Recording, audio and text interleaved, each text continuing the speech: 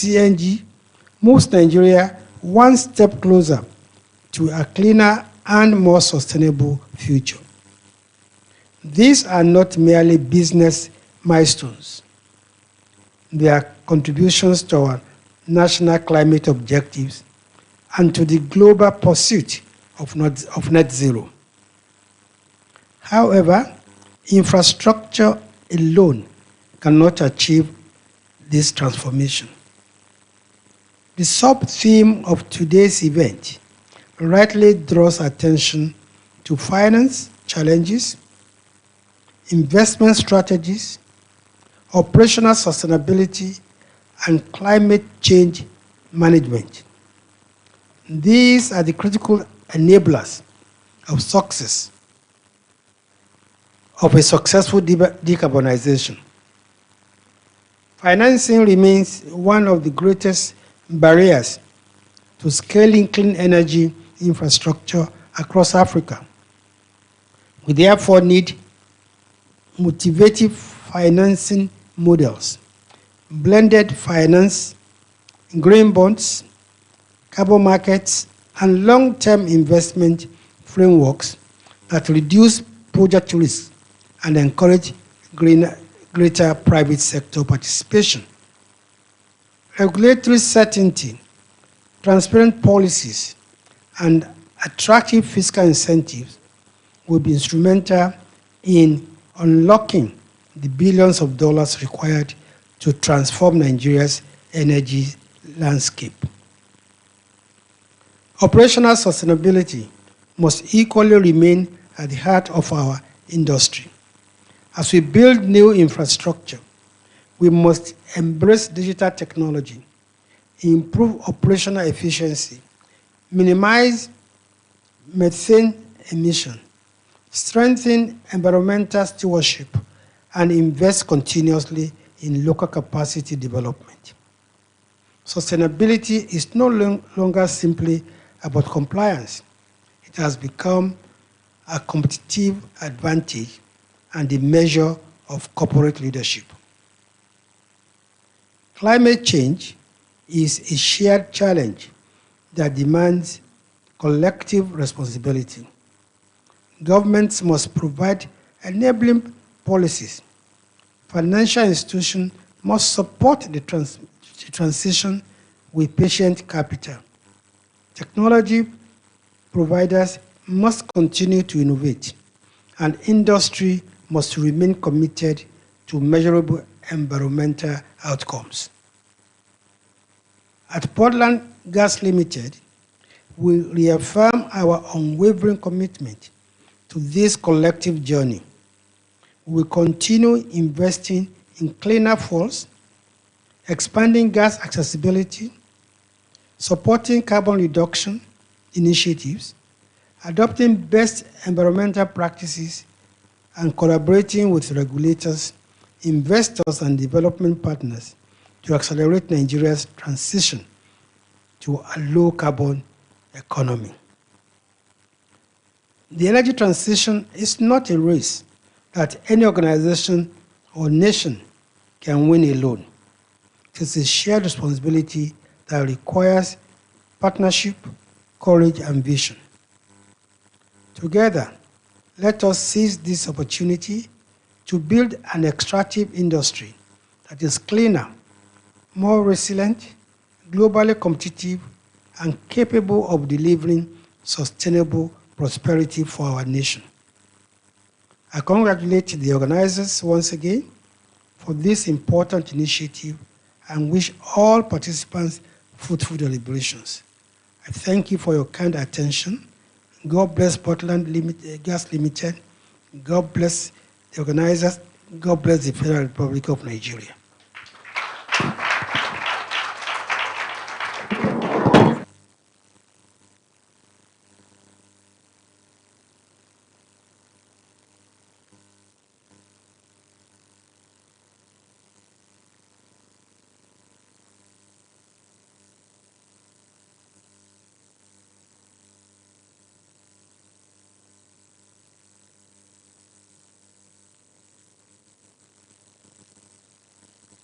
Sure that there's decarbonization. So I think that deserves another round of applause. Thank you very much, sir, for your support and your pledge. Ladies and gentlemen, before I call the next goodwill message, I'd like to recognize a few people who walked in while former Minister, Mr. Lai Mohammed, Chief Lai Mohammed was talking. I'd like to recognize the presence of another key supporter of this project in the person of Dr. Muda Yusuf. A round of applause for him, ladies and gentlemen. You're welcome, sir. Thank you so much, sir. I also like to welcome the presence of another key supporter, an example of women supporting women, and the former president of Guild of Online Corporate Online Publishers in the person of Dr. Maureen Chibo, another Amazon. Thank you, you're welcome. You're welcome for your support. Thank you. I'd like to use this opportunity to call on the former Commissioner for Insurance, NICOM, to give his goodwill message, a connection between insurance and funding for renewable energy. Thank you, sir. A round of applause for him. Thank you, sir. The former Honorable Minister for Information, a brother and a good man, the chairman of this occasion, our brothers and sisters on the high table. My goodwill message essentially is about the leadership of the convening organization of this particular program. This is a system that has been consistent over the time. In the last 5 years, thereabout, I happen to have known her from the insurance perspective. She's a woman that is very focused and has chosen her path. And that is to focus on energy-related media issues. I want to congratulate you for all that you have done. Not just for a sector, but for our national economy. You know, when the Honorable Minister was talking about the relationship with you and your husband from Anambra, Anambra people are known to be very businesslike. And I'm sure that has rubbed on you very seriously. I've watched you over time. You don't allow any opportunity to go without tapping into it.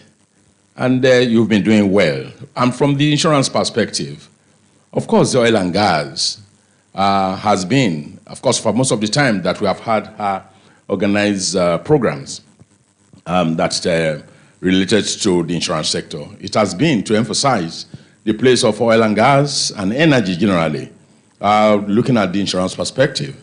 And of course, we know that if you look at the portfolio of the insurance sector, the oil and gas sector is quite phenomenal in terms of contribution to the total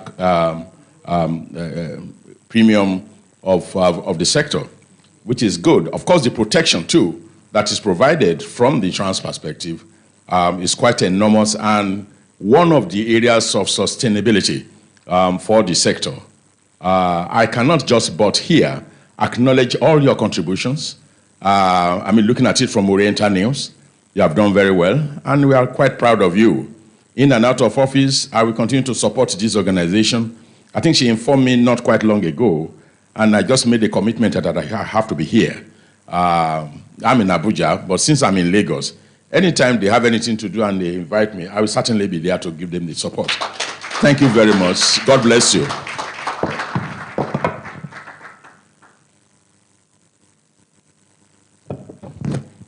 It is not often that you hear people make that pledge. In and out of office, I will support you. A round of applause for him, please. A round of applause. Well done, well done. We happen to have a vehicle that's blocking some other vehicles. So if it's yours, sometimes we don't remember the number plate of our cars, but I'll tell you the brand. It's an FKG 347GR. It's a Nissan X-Trail, and it's black in color. Black. So please, if you are the owner or associated with it, please make your way down there and move it so that you don't block other people. Thank you.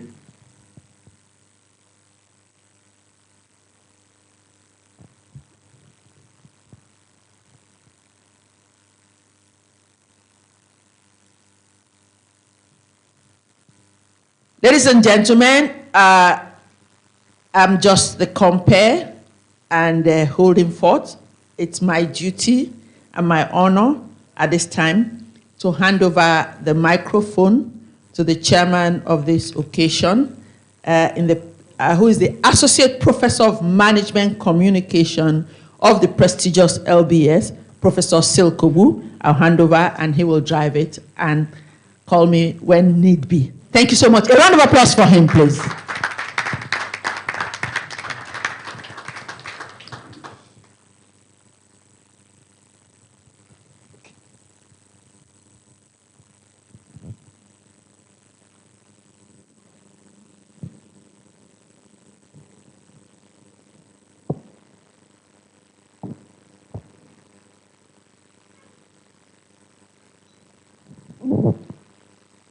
The publisher and convener of Oriental News Nigeria, our own Mrs. Yemisi Izora, our distinguished keynote speaker, ably represented, Mr. Abba Abubakar Aliyu, Managing Director and Chief Executive of the Rural Electrification Agency, our guest speaker, Engineer Kola Adeshina, is the Group Managing Director of Sahara Group. Our esteemed panelists, captains of industry, regulators, members of the press, distinguished ladies and gentlemen. A very good morning to you all. Now, a small confession. When the organizers asked me, a professor of management communication, to chair a conference on carbon capture, honestly, I asked, are you sure? Are you sure about this?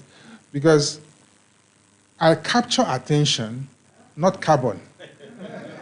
My whole work is around how to capture attention of people. So how do I proceed? Okay, and they said to me, a professor is a professor. It's the same thing. You spend your life inspiring people, trapping something that may be invisible before. So it doesn't matter if it escapes and causes damage. So that is what you do. You try to avoid damage. For that one, I had no response. When they put it like that, there was no response. And so today, I'm here,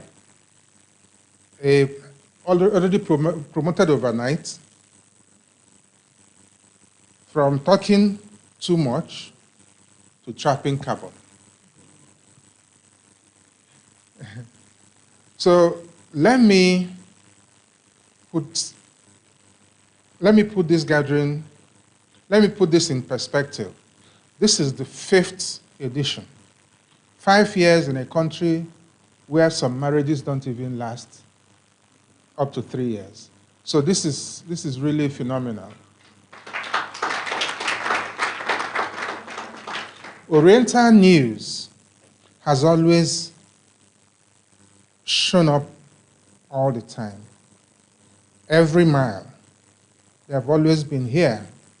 So every single July, we see what they do. They bring us all together. Whether there's rain, there's fuel scarcity, it has not stopped the effort that they have been making. And it's the same Radio Blue. I remember I was here last year, to represent someone, and today I'm here now to chair the occasion. You can see how the promotion is happening. So I think that what is going on is that there's something special that Oriental News is doing. And I want to say, God bless you, the entire team. Yeah, we really appreciate this. And again, after these meetings, they always bring jollof rice. I don't know if, I don't know how they're able to do it every year. So we are grateful for the opportunity. And so the contention is what in management, what we call in management. This is what we call in management discipline. Everybody else may call it a miracle, but somehow it has happened. And if you have been paying attention, this conference has been telling one story, one chapter a year. Last year, at the 4th edition, we discussed integrating Nigeria gas potentials into strategic energy transition initiatives. We spent a whole day on how to use our gas safely, burn it smarter, and flare less. Notice the progress. Last year, we asked, how do we use our resources? This year, we're asking a more mature question. And how do we clean up ourselves after we have used resources? So we have grown up. Last year, we lit the fire, but this year, we are fetching and cleaning up. We are fetching the mop to clean up. So today's theme, carbon capture, accelerating decarbonization initiatives in Nigeria, extractive industry through board regulatory reforms, is not one of the many things that, many themes someone invented to impress, especially the kind of things we see at COP, Conference of Parties. This is simply the new chapter in a 50-year storybook. And the timing is perfect for events. For 70 years, our extractive industry has been super in extracting something from the ground. We have done a lot of work in that, extraction. We remove things from the ground with a lot of passion. That is the extraction. Now, the world wants us to learn the opposite skill, which means that we should learn how to also put something back. And this is no longer a polite request. The National Assembly is working on a national decarbonization bill. The regulators have issued a decarbonization blueprint, and we have promised the world that by 2060, we are going to move to enough to those. I think that what we are seeing is that people who are getting results must also strategize in terms of their investment. So let me move forward to operational sustainability. What does this mean? In this case, it may mean that we need to announce and build a target in a group, in a cool boardroom.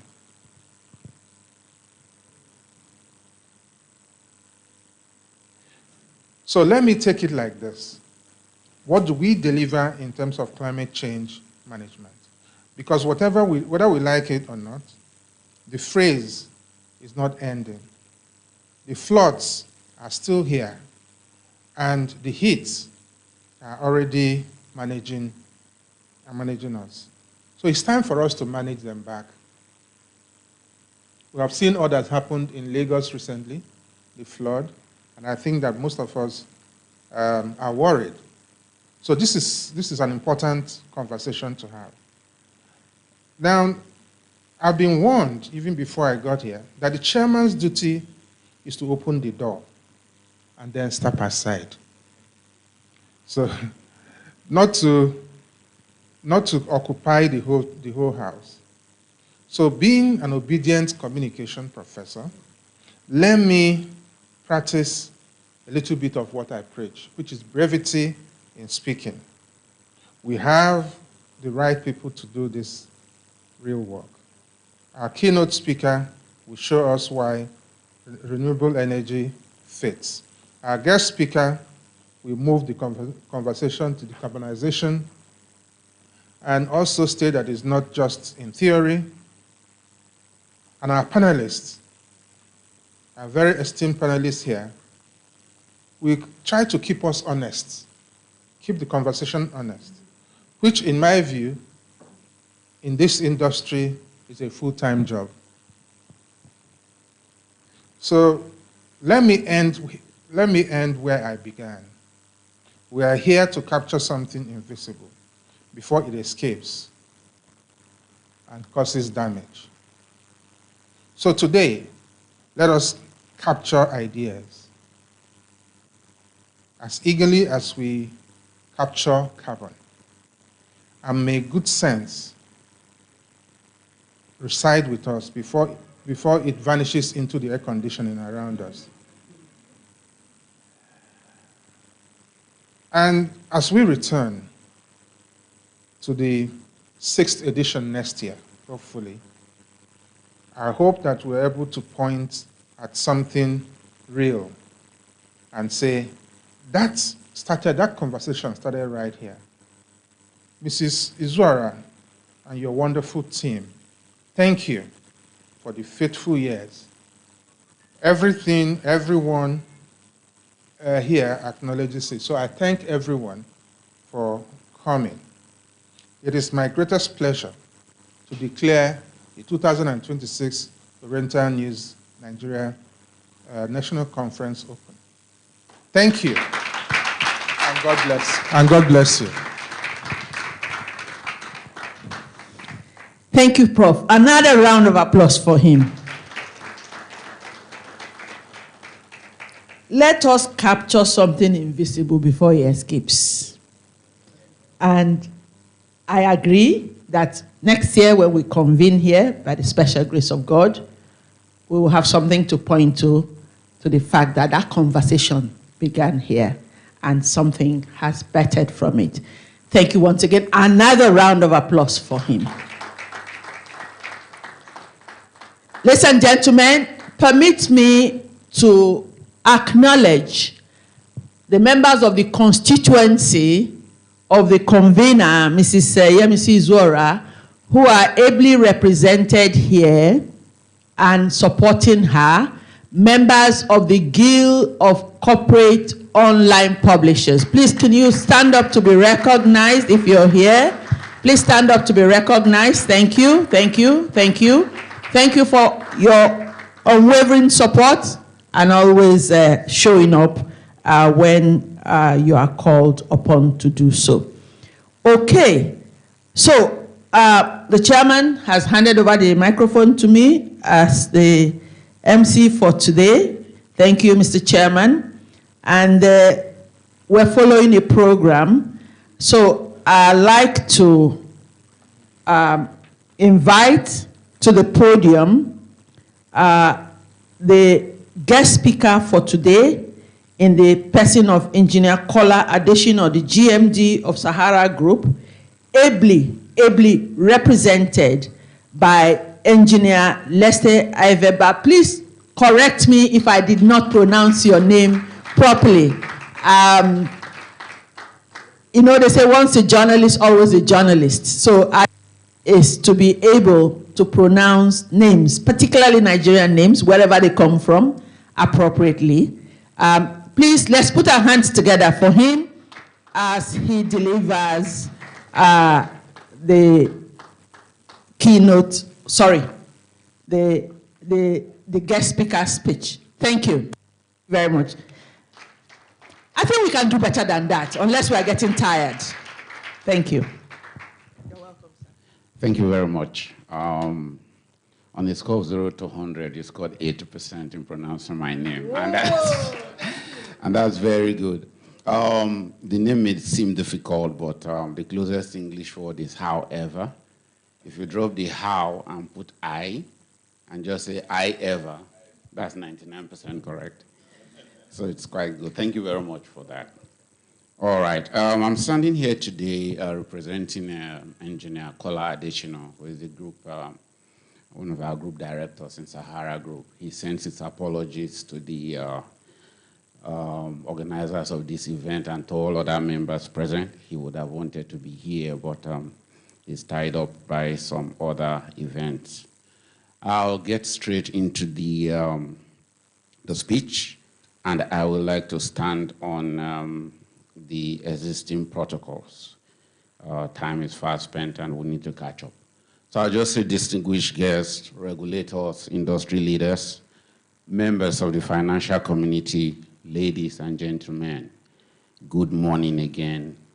Good morning. It's a privilege to join this important conversation on behalf of Mr. Kola Adesina and the Sahara Group.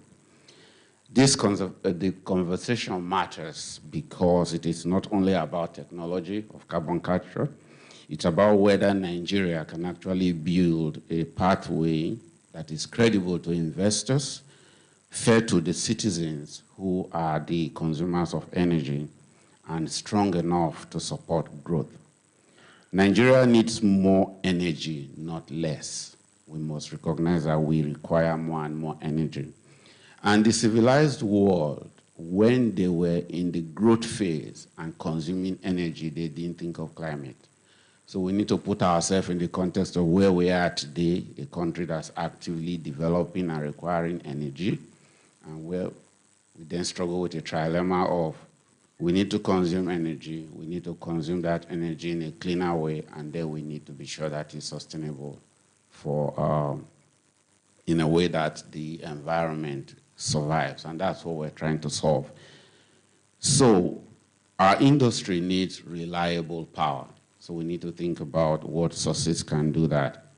Our young population, the population of Nigeria that's 30 and below, is one of the largest in the world, and they need jobs. Our businesses need infrastructure that allows them to compete globally as well as locally. And at the same time, the world is changing around us, so we must put all this in mind. Capital is becoming very selective. Customers are asking harder questions. Regulators are placing greater weight on carbon intensity. The countries and companies that can prove their emission performance will have a stronger claim to the opportunities ahead. That is why Nigeria's decarbonization pathway cannot be a copy and paste from what the global West, as well as all the people who have signed up to the different COP, are doing. We must fashion something for ourselves that solves our unique problems. So we have to then build our carbon conversation around our development needs, our natural resources, our financing conditions, and the capacity to deliver. It must reduce emissions without reducing opportunity. We need to balance that. The theme for this conference is therefore very timely. Carbon capture should not be treated as a silver bullet, but it should also not be dismissed as a distant idea. For hard-to-abate industrial and energy activities, it becomes one of the practical tools that allow Nigeria to keep building while lowering the carbon cost of growth. The geology available for carbon capture appears promising, but geology alone will not create the carbon capture industry. What makes the difference is confidence. Confidence in the rules, confidence in the data, confidence in the economics, and confidence that operators, and there are some represented in this room, can manage complex operations safely, transparently, and responsibly. In simple terms, we must move from just policies to projects. We must move from communications to capital, and from ambition to measurable actions. Just quickly looking at, therefore, what the strategic objectives should be. Nigeria's decarbonization pathway must reflect the company's development reality, reducing emission while expanding energy access, supporting industrial production, protecting jobs, and attracting investment. Carbon capture will not scale through technology alone. It requires regulatory systems that clearly defines carbon ownership, storage rights, permitting processes, monitoring, liability, incentives, and the commercial responsibility of every participant. When we talk about carbon capture, we must remember that there is a place where business meets charity. There are some parts of it that can be done on the basis of looking at the future, but there is some part of it that must be done as a business. Therefore, there is the requirement for investment and the requirement for profitability, which needs government support and the legislations to make that happen. So Sahara Group as a company, for example, is positioned as an African-rooted energy business, translating sustainability from corporate commitment into operational actions across the upstream. We are focused on methane management, gas, power, LPG infrastructure, circular economy initiatives, and responsible business governance. Nigeria's decarbonization challenge is no more defined by a shortage of ambitions. The urgent task is to convert ambition into bankable projects, measurable emission reduction, and commercially sustainable operations. Nigeria has immense natural resources, geological potentials, technical capability, and increasingly active regulatory environment. With all this, what is now required is policy coordination, reliable data, affordable capital, and disciplined execution. Financing will determine the pace of progress. Nigeria's energy transition plan was designed to address energy poverty. We must bear that in mind, and therefore deal with climate change as a consequential effect. We need to be focused on which is more important while thinking of the future we want to live. The Energy Transition Office estimates that our country will require hundreds of billions of dollars above what we call business as usual. And there is already significant billions of dollars required for just business as usual in order to reach net zero by 2060. It may please us to know that globally, they are gradually dropping the net zero, and the net is gradually transiting to near zero, because even the global West is recognizing that zero by 2060 may be impossible. We need to look at the realities of this. The financing conditions will continue to be challenging. The International Energy Agency, IEA, reports that the cost of capital for energy projects in African countries is normally 2 to 3 times higher than in advanced countries for the same volume and the same type of technology. We need to ask ourselves why. It is also important to know that Africa accounts for only a small fraction of the global clean energy investment, whereas Africa represents a significantly important part of the population growth in the country. It may also please us to know that there are 2 countries currently counting in the billions in terms of population, but there is a very clear forecast that indicates that Nigeria will be in the billions and become number 2 in not this generation, but most probably before the next generation goes out. So our population is going to grow. And when that happens, just give me a minute, sorry.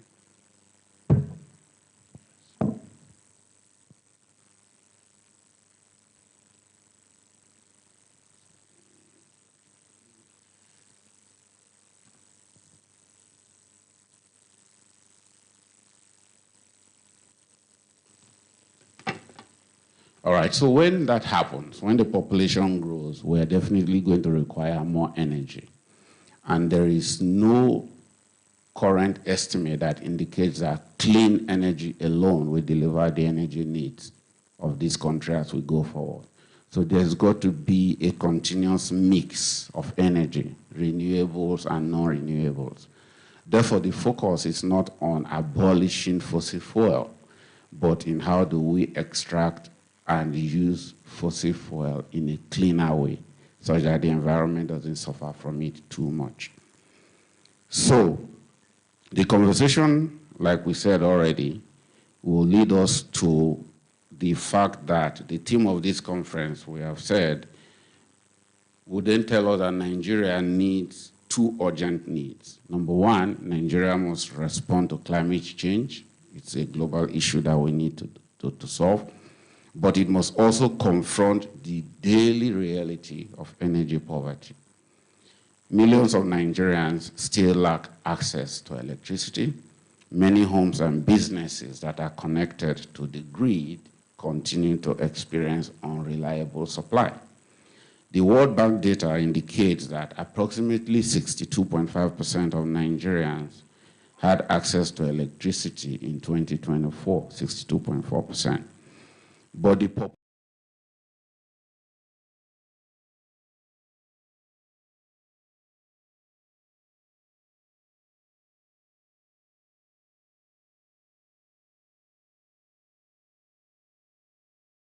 access to the choice before Nigeria is not just about growth or about decarbonization.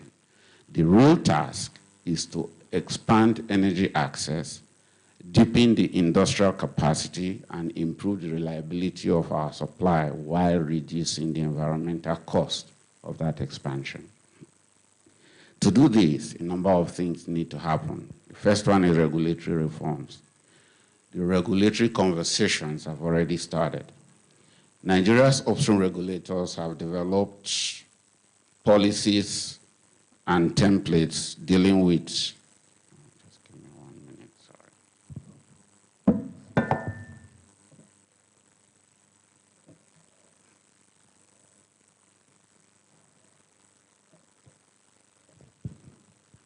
Just give me a minute, it's getting timed out.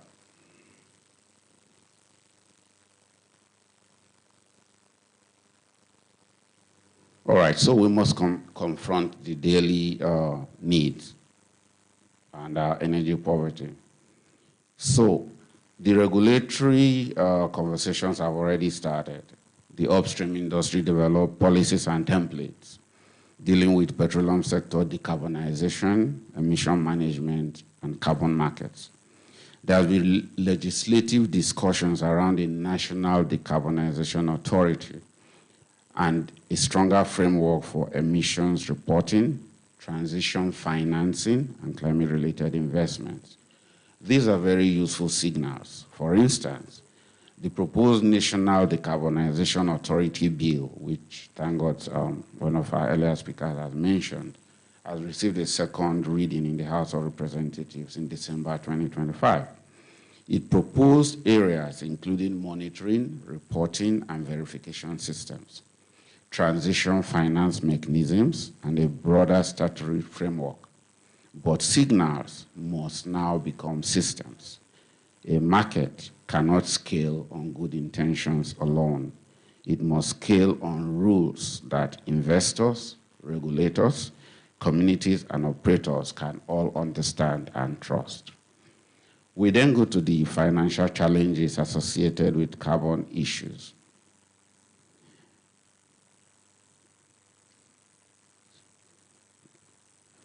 The financing model must also scale and be focused on duration and complexity, looking at the risks involved in financing. If the risk is long-term, capital must be patient. If the revenue is uncertain, the policy framework must be clearer. And if the public benefit is significant, like it is, the government must help to create the conditions that allow private capital to participate responsibly. A viable structure may combine commercial lending, development finance, concessional funding, guarantees, transition bonds, carbon market income, and targeted financial incentives. Government does not need to finance every project directly. It must make useful contributions to create clearer policy, reduce uncertainties, and take responsibility for risks and private investors can reasonably price. So we then look at what can companies do. Sahara, for example, is focused on sustainability, and we have programs that ensure that we are gradually reducing our carbon intensity. We are transitioning to cleaner fuels. We are converting most of our diesel to power, and we are generating power from our own gas rather than flaring them, while we are still focused on gas monetization. Governance and accountability is also important for companies. Sahara Group is participating in the United Nations Global Program, 3 of them, and this commitment covers human rights, labor, environmental sustainability, and anti-corruption. We can't separate sustainability from governance. So Nigeria has a real opportunity to shape a decarbonization pathway that is responsible, practical, and suited to our development needs. But opportunity will only become useful if 5 things are considered and addressed. Number 1, we must develop a comprehensive national carbon capture and carbon management framework.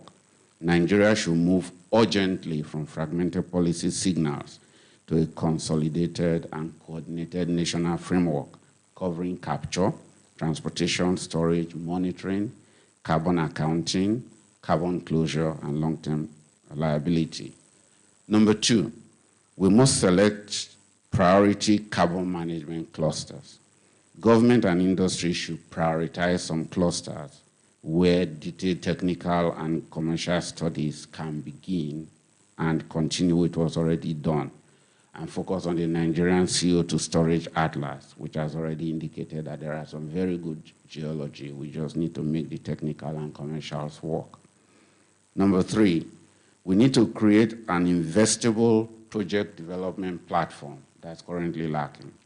A dedicated platform that will bring together government, regulators, operators, development finance institutions, commercial banks, and technology providers to convert concepts into investable opportunities with clear owners, timelines, and financing pathways. The 4th one is strengthening measurement and independent verification.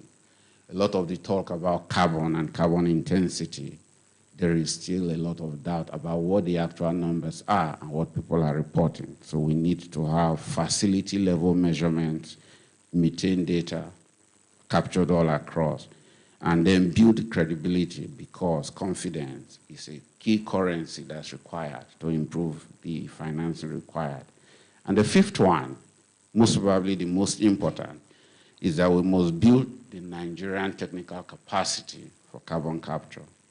Universities, research institutions, and industry should deliberate to build Nigerian expertise in geology, reservoir modeling, capture engineering, pipeline safety, carbon accounting, project financing, and regulation, so that the country does not only host the transition, but can help lead it globally. If we get this right, carbon capture will not remain a distant technological idea.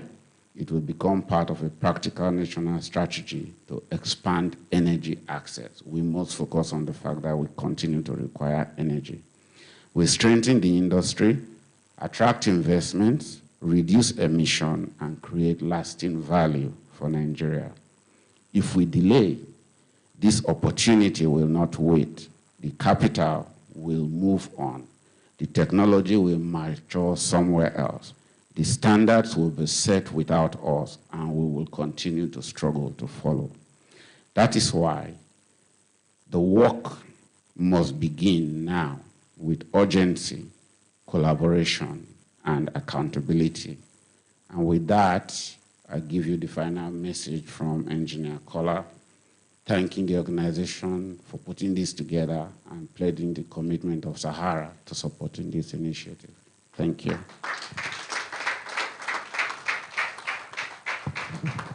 Thank you so much, Engineer Iva.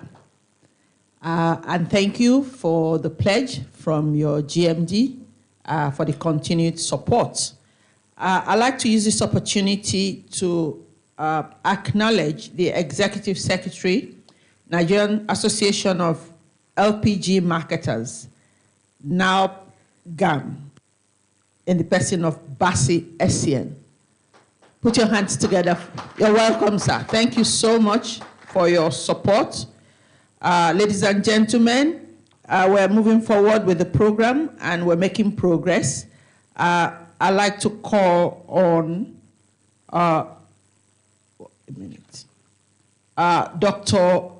CEO of a Rural Electrification Agency, in the person of Dr. Abubakar Aliyu, ably represented by the Executive Director, Corporate Services of RIE, Mr. Gboyega Ayoade. A round of applause for him, please.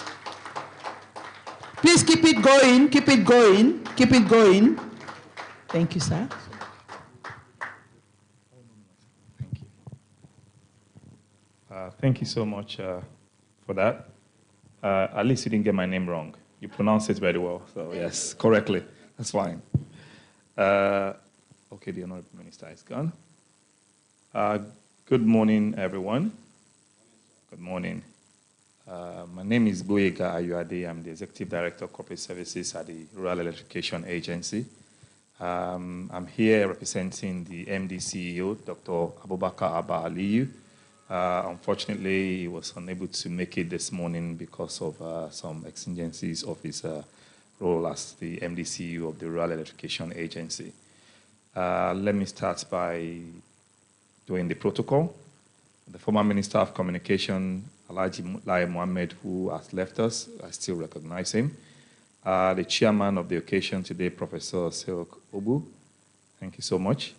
The convener of the event, the publisher of Oriental News, Mrs. Yemisi Izora. Distinguished guest on the eye table, I recognize you. And then distinguished ladies and gentlemen, thank you so much for attending this very important conversation. At the Rural Electrification Agency, this is very important to us. It is what we work on a daily basis for. If you look around, you see how much of the renewable energy work that we're doing in the country presently. In the last 2 years, the Rural Electrification Agency, through the federal government of Nigeria, have invested close to $2 billion in several renewable energy initiatives. You would also notice, you also know that we are building captive power for all the federal universities in Nigeria through our EEP, Energizing Education Program. We've done that for University of Calabar. We've done for University of Maiduguri in the first one. We've done for also University of Port Harcourt. We're currently working on building same captive power for University of Lagos, University of Ibadan, plus the teaching hospitals and Obafemi Awolowo universities. So we're also building on 1,200 and something mini grids across the entire country. This is just to show how much work we're doing in terms of renewable energy work and making sure that clean energy is what we try to promote as an agency. I will go straight into the keynote address of the MD CEO so that I don't take much time. Distinguished ladies and gentlemen, it is my honor to deliver this keynote address on behalf of the Managing Director and Chief Executive Officer of the Rural Electrification Agency, Dr. Abba Abubakar Aliyu. He has asked me to convey his warm regards to the organizers, Oriental News Nigeria, and to commend them for creating this important platform for dialogue on decarbonization, ability, regulatory reform of Nigeria's energy economy. The theme of this conference is timely. It speaks to one of the most important questions before. How do we decarbonize our economy in a way that is practical, economically intelligent, socially inclusive, and development-oriented? For Nigeria, decarbonization cannot be reduced to a narrow conversation about emissions alone.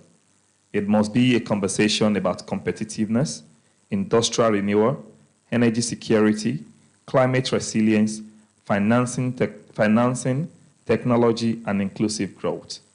It must recognize the structure of our economy, the role of oil and gas, the urgency of expanding electricity access, and the need to position clean energy as a catalyst for national development.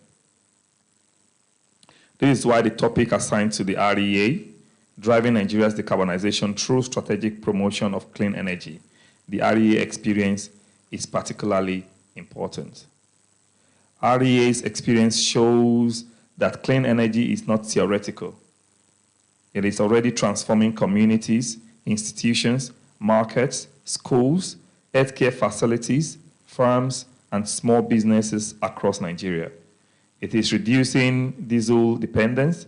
It is creating new investment opportunities. It is supporting local enterprises. It is improving productivity. And increasingly, it is helping Nigeria build a more resilient and decentralized energy system. Distinguished participants, Nigeria's decarbonization pathway must be realistic. We are a developing country with a growing population. Expanding energy demand and significant infrastructure deficits. Millions of Nigerians still require access to reliable electricity, as been alluded by the speaker before me also. Businesses still face high energy costs. Public institutions still depend heavily on diesel. Industrial clusters struggle with unreliable power supply. Rural communities still need power for productive use. Therefore, the challenge before us is not simply to reduce emissions. The real challenge is to expand energy access, grow the economy, industrialize, and reduce emissions at the same time. This is where renewable energy and decentralized clean power become strategic. For many years, the energy transition was sometimes presented as a trade-off between development and climate responsibility. But the evidence from Nigeria's renewable energy access experience shows the opposite. Clean energy can reduce emissions while improving access experience shows the opposite. Clean energy can reduce emissions while improving livelihoods. It can lower the cost of production while improving reliability. It can serve communities that the conventional grid may not reach quickly. It can power hospitals, schools, markets, firms. It can also create new industries around solar storage, metering, digital monitoring, installation, maintenance, and local manufacturing. In this sense, clean energy is not only an environmental solution, it is an economic development strategy. At the Rural Electrification Agency, this has always been our guiding principle. Through programs such as the Nigerian Electrification Project, NEP, the Distributed Access Through Renewable Energy Scale-Up Program, the DES project, which I spoke of just a few seconds ago, where we are building over 1,000 mini-grids across Nigeria. The Energizing Education Program also, which I also spoke about earlier. The National Public Sector Solarization Initiative, Earth Facilities Electrification, Agricultural Energy Initiative, and Interconnected Mini-Grid Projects. REA has demonstrated that renewable energy can be deployed at scale, in practical ways, and in partnership with the private sector. These interventions are helping Nigeria to move from fragmented energy access interventions to a more structured renewable energy market.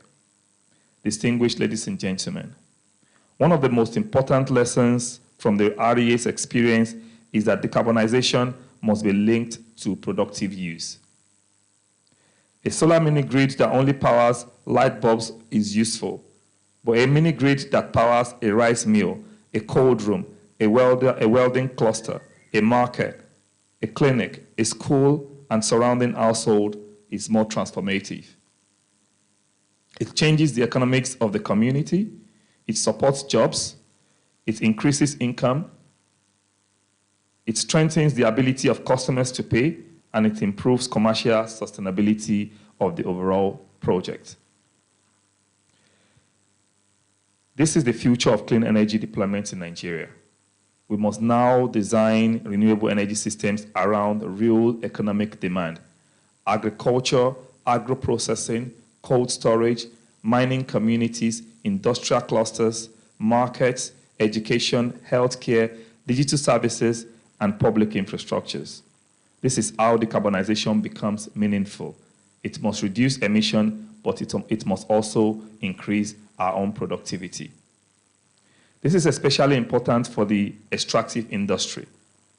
The oil, gas, and solid mineral sectors are energy intensive. They operate in communities that often face significant development deficits. They also sit at the center of Nigeria's climate and sustainability conversations. The extractive sector, therefore, has both a responsibility and also an opportunity.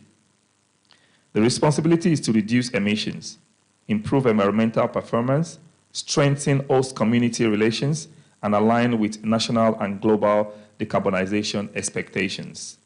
The opportunity, however, is to use clean energy as part of a new development compact, one that supports operations, power communities, reduces diesel use, and improves sustainability reporting and strengthens social license. For example, solar hybrid system can support field operations, administrative facilities, workers' camps, water systems, health centers, and community infrastructure around extractive zones. Mini-grids can power host communities and small enterprises. Clean energy can support artisanal and small-scale mining clusters where applicable, replacing inefficient and polluting energy sources with safer and more productive solutions. Energy-efficient systems and storage facilities can reduce operational costs. Digital monitoring can improve accountability and also performance. In other words, decarbonization in extractive sectors should not be treated only as a compliance issue. It should be treated as an opportunity to redesign the relationship between industry, communities, and sustainable infrastructure. Distinguished guests, ladies and gentlemen, the second lesson from REA's experience is that decentralized energy must be planned, not scattered. Across the world, countries are learning that distributed renewable energy can scale quickly when technology costs fall, financing improves, and consumers seek alternatives to unreliable or expensive power supply. But they are also learning that unmanaged growth can create challenges for utilities, grid, and tariff systems. Nigeria must therefore scale energy with discipline. We need data, planning, technical standards, regulation, investment coordination, and credible project pipelines. This is why REA's work is increasingly becoming more technology-driven and data-led. The agency is strengthening the use of geospatial planning, demand mapping, digital monitoring, project data systems, and coordinated investments frameworks. The goal is to ensure that renewable energy deployment is not driven by isolated decisions, but by evidence, demand, least cost planning, and long-term sustainability. This aligns with the National Electrification Strategy and the Implementation Plan, which provides a framework for coordinated electrification across federal institutions, state development partners, and private sectors. It also aligns with the Electricity Act 2023, which has opened a new chapter for state electricity markets, embedded generation, mini-grids, and decentralized energy deployment. However, as markets open, coordination becomes even more important. If every institution, state, or investor moves independently, we risk duplication, fragmentation, and inefficiency. But if we align policy, regulation, data, financing, and project pipeline, Nigeria can create one of Africa's most dynamic energy markets. The third lesson is that clean energy deployment must support industrial development. Nigeria cannot build a sustainable energy transition on permanent import dependence.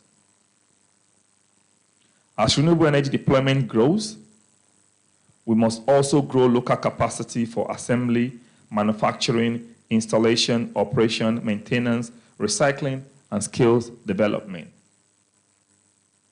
At this point, let me give you an example.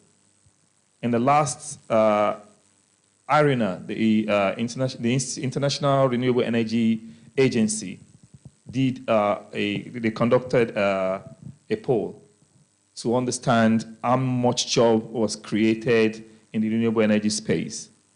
In the last 3 years, about 2.7 million jobs was created in the renewable energy space. China took about 47% of those jobs. Nigeria only managed a meager 76,000 jobs created within the renewable energy space after spending over $2 billion in investments in the renewable energy space. So we must do more. We must do more to train. We must do more to build capacity. We must do more to develop Nigerians. This is a country that has a high rate of unemployment, most especially among our youths. We cannot be putting so much money in renewable energy deployment across the entire country and still be waiting for expatriates from China or from anywhere around the world to come and fix a mini grid or to come and to import solar PV panels and come and fix them when they are damaged. This is an opportunity for us to develop capacity and ensure we are able to create jobs for our teeming youth. This is where Nigeria first policy becomes very important. Clean energy must become a platform for local content, job creation, and industrial value capture. Every major renewable energy program should ask a simple question. Beyond supplying electricity, what domestic capacity does this project build? Does it create jobs for Nigerian engineers and technicians? Does it use local installers? Does it create demand for local assembly? Does it support Nigerian firms? Does it strengthen the supply chain? Does it improve skills and technology transfer? This is how clean energy becomes industrial policy tool. RES programs are increasingly being positioned within this logic. Large-scale deployment creates predictable demand. Predictable demand gives confidence to manufacturers. Manufacturing creates jobs. Jobs expand incomes. And stronger local supply chains reduce costs over time. This is particularly relevant for public sector solarization, institutional electrification, mini-grid deployments, agricultural energy hubs, health facility electrification, and industrial clusters. These are not just energy projects. They are potential anchor markets for local renewable energy manufacturing. Distinguished participants, the fourth lesson is that finance must evolve. Decarbonization requires capital, but capital will only flow where projects are properly prepared, risks are clearly allocated, revenues are credible, and institutions are trusted. For many clean energy projects in Nigeria, the issue is not lack of potential. The issue is bankability.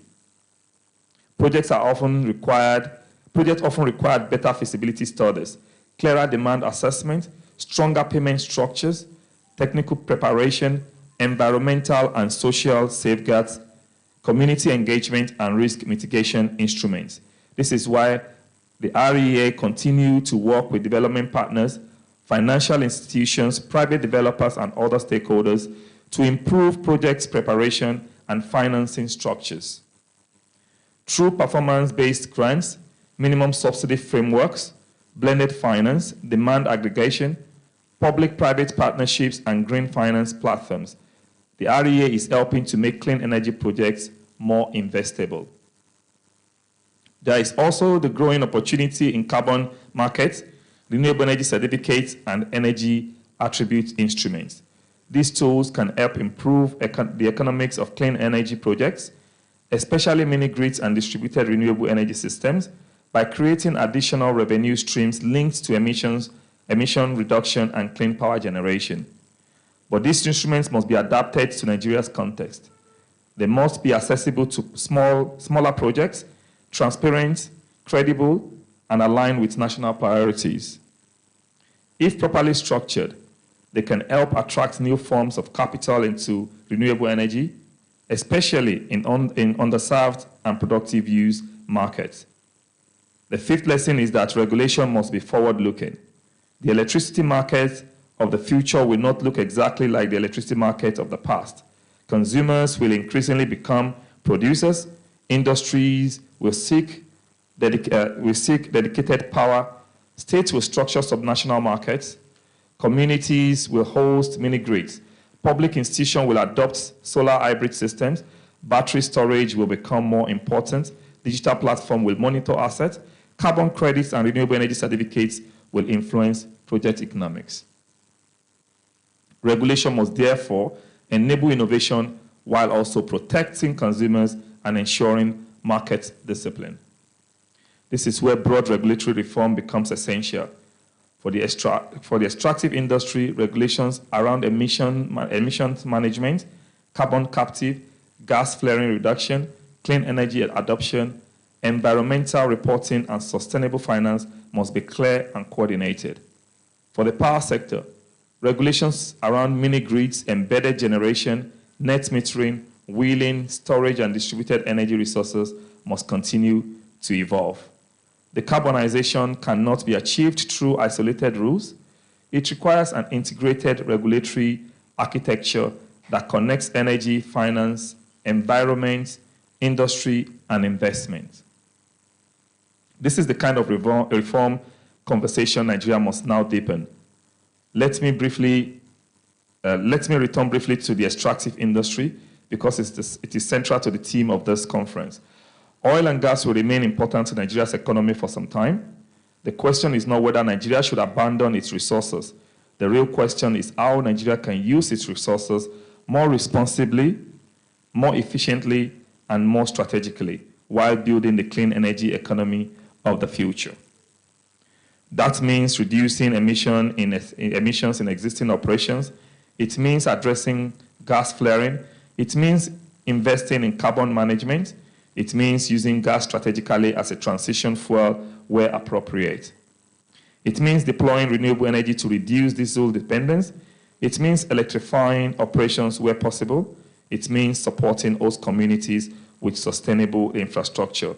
It means using extractive revenues and capabilities to finance the next generation of clean energy industries. This is what a balanced Nigeria decarbonization pathway should look like. It should not be ideological.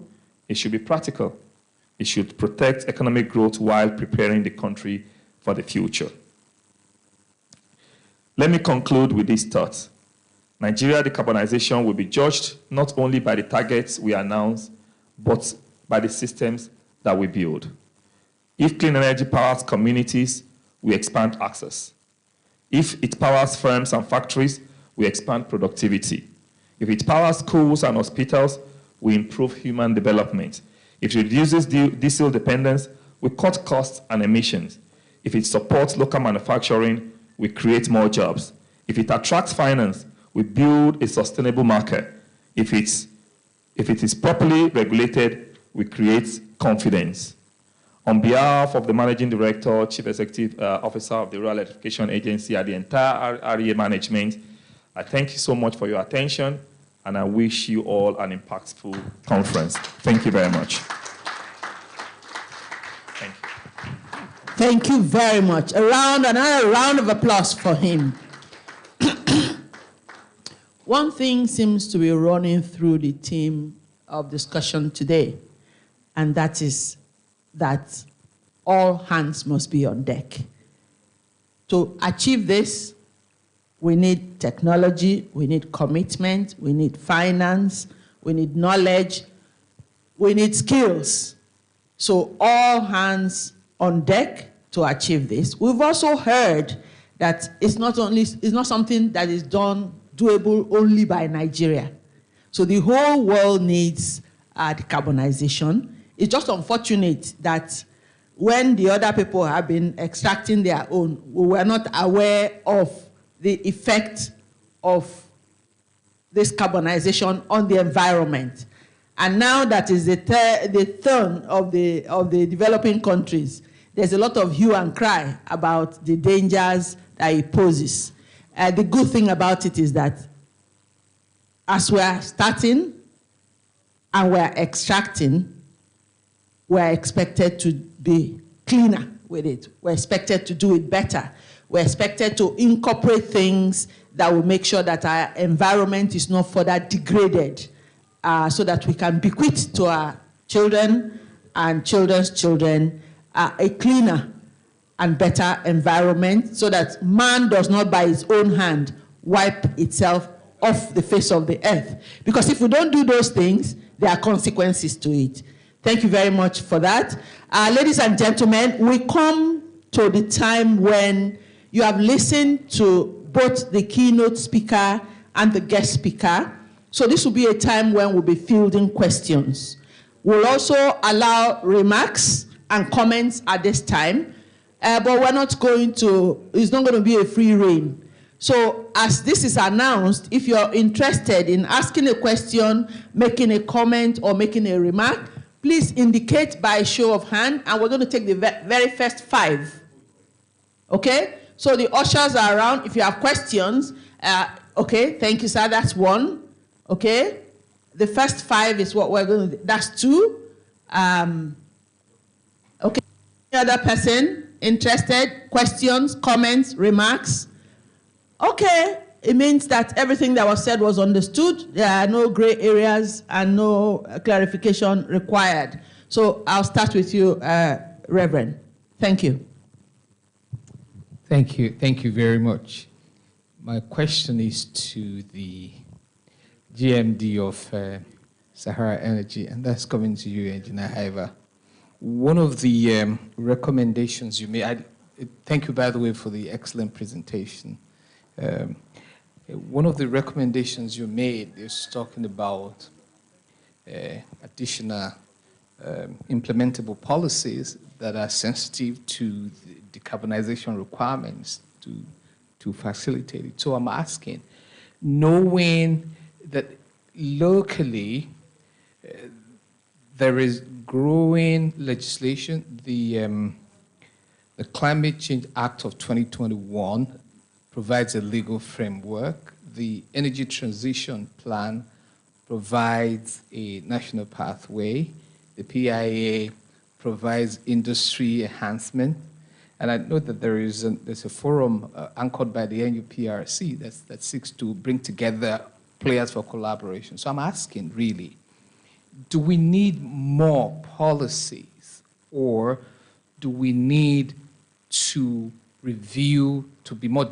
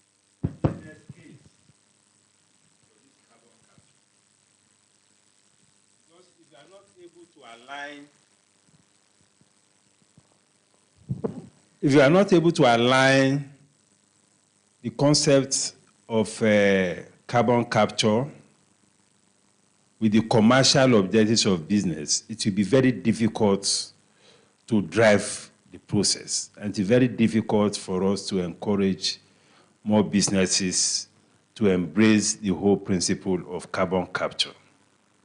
So that is why I feel that we need to amplify as part of our communique from this conference, that we need to strengthen the business case so that more businesses can be onboarded into this carbon capture. First, by strengthening tax credit.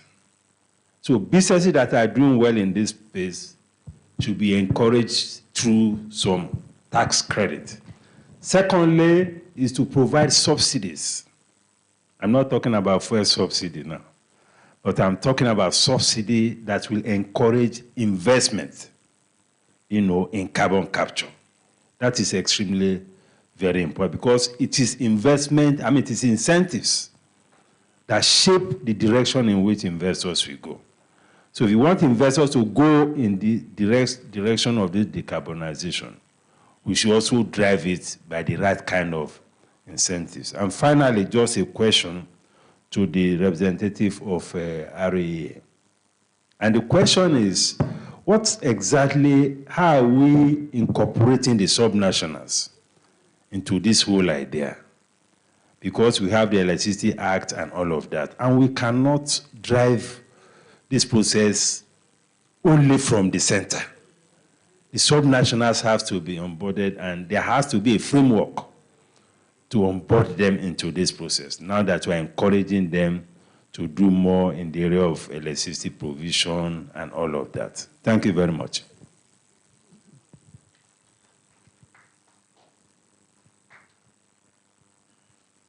Okay, so the two gentlemen, you want to answer? Okay, thank you, sir. All right, thanks, Reverend, for the... If your phone is on, please put it in a silent mode. Thank you. Yeah, thanks, Reverend, for a very pertinent question. It actually allows me to go into a bit more detail of a few lines that I had to summarize. And one of the things that was clear when I was talking was the fact that we need to move beyond policy into action and implementation. And what you said was right. Now, there are already so many forums, policies, guidance, but if you see what's happened, the PIA came out 2021, but between then and now, there's been so many guidance and clarifications. Because when you put the policy out on paper, when you start to implement, where the rubber meets the road, you start to find out that people would look for a way to circumvent that because it doesn't make sense commercially. That's why, like I said, there is commercial and there is business. And what most people may not be aware, but you think about what happened when Russia invaded Ukraine. The global West that had gone away from fossil gave money to companies that, coal mines that have been closed for 20 years, gave them money to reopen because, survival of the citizens, they needed energy, right? So what we found in Nigeria, for example, a main problem is you have two things. There's oil, which people are extracting, and along with oil comes gas. So for many companies, they want to sell the oil. They really don't have a plan for the gas. And gas is not the same as oil, where you can take oil, put it in a tank, and drive it 20, 30, 40 kilometers. If you don't have a market for gas, the moment you bring it out of the ground, it's nuisance, and you have to fled. Now, when you think about the spread of oil fields across the Niger Delta, and we're now talking about like 40, 50 marginal fields. A marginal field, you give somebody a license, he set up a company and he's producing 2,000 barrels per day. That's what the company is producing. But along with that, he has 500 scuff per day. There is no business around 500 scuff per day anywhere in the world. Even in the US, that volume is being fled. So you need to first of all come, and that's why we talked about clusters, aggregation clusters. Look for all the people who have 500. You need 10 of them, because the minimum bankable gas project is 5 million, right, to get a modular capacity. So you first of all need 10 marginal fields to build a pipeline and then create a hub where you bring that gas together. And that's where the things that are, the government policy is there, but you need to step policy down to how do I implement it by providing incentives. If you think about it, government gave Shell a significant financial incentive to continue the development in Bonga, announced in the news. Those things can be done for even the small company. That's where the advocacy is really on. It's not creating additional policies, but what are the guidance and what are the interactions between industry and government that will make people ready to do that. Globally, that's what they've done with carbon markets. I know that I cannot water, so we need that kind of assistance from government.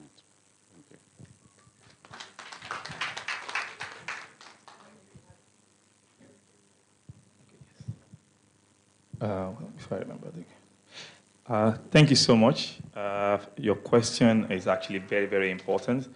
At REA, what we did was when we do this planning, I don't know if there's anyone here who has attended any of our state-by-state roundtable that we've done in the last few months. Currently, we have engaged over 22 states across the entire country. What we do with that is we bring the state governors to a roundtable at Transcorp Hilton, and then we then take them through the entire project that we have at REA, most especially around the Distributed Access for Renewable Energy Scale-Up project, the TESS project. This is to ensure that they are aware of what is going on.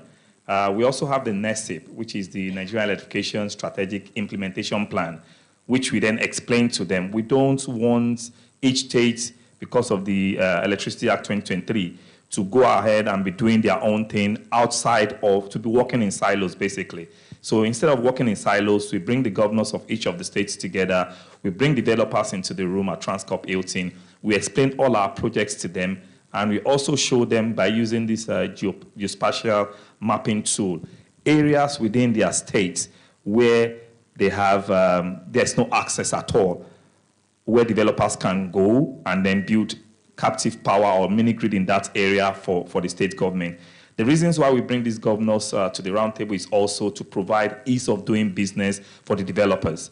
So as a developer, before I am able to go and build a mini-grid in any community in Nigeria, I want to make sure that it's going to be economically viable for me, number one.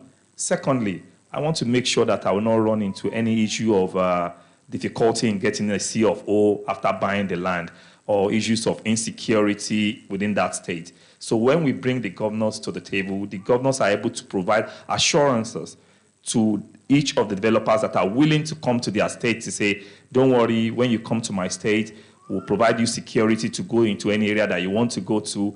We will facilitate 24-hour CFO registration for any land that you buy in order to build your infrastructure.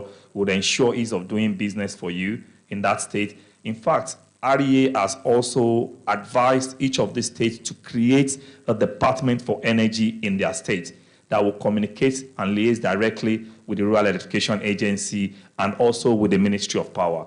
I am privy to the fact that at the Ministry of Power, the ministers always have a meeting with each of the commissioner for energy from all the 36 states, including the FCT, to discuss issues bordering on the Electricity Act of 2023. But on REA's side, we've created the NESIP, that's the Nigerian Electrification Implementation and Strategic Plan. We've also had 27 roundtables with all the state governors. We've done Lagos State. I think the state that we have not done in the Southwest is just Oyo and Osun State. We've done Ekiti, we've done Ondo. Yes, we have done Ekiti, we have done Ondo. Yes, we've done Ondo State. I think we have done Ondo State. The governor of Ondo State is Orimisan, Ayedatiwa. Yeah, I think we've done on this. Maybe last year. Yes. But we've done, are you aware of our roundtables? Have you attended any? You are aware of our? Oh, yes. So Okay, so we've done this roundtable to kind of not only encourage the state government, but to also open their eyes to what we are doing and opportunities abound within the Rural Education Agency. We have a $750 million grant from the World Bank.